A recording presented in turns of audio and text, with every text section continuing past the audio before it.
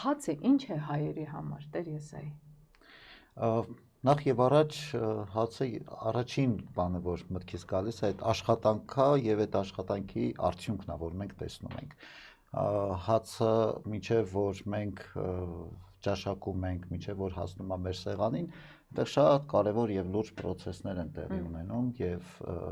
մարդիկ աշխատում են, մարդիկ տկնում են եւ այդ աշխատանքի մեջ եւ հավատ կա, եւ հույս կա, եւ սեր կա, մանավանդ եթե խոսքը հացի մասին է։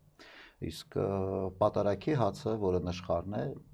մեր Տեր Հիսուս Քրիստոսի մարմնի խորհուրդն է եւ պատարագին վերափոխում է Քրիստոսի մարմնին եւ այդ պատարագի հոգեվորականի համար պատարագին պատրաստվելու ամենակարևոր դրվագն է։ Այդ նշխարը թխելը, պատրաստվելը պատարագին։ Կարծում եմ, որ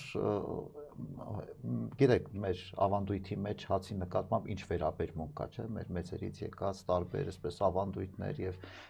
նույնիսկ մեկ նույնիսկ նոտիապաշտության հասնող խոսույթներ, բայց ամեն դեպքում հացը մեր հավաքական աշխատանքի արդյունքն է, որը որ մենք ճաշակում ենք, որը որ մեզ կյանք է տալիս եւ որի համար մենք շնորհակալ ենք Աստծուն։ Եվ բնականաբար այն մարդկանց, ովքեր որ այդ հացը պատրաստում են, սկսած այգուց մինչև հաց թուխը։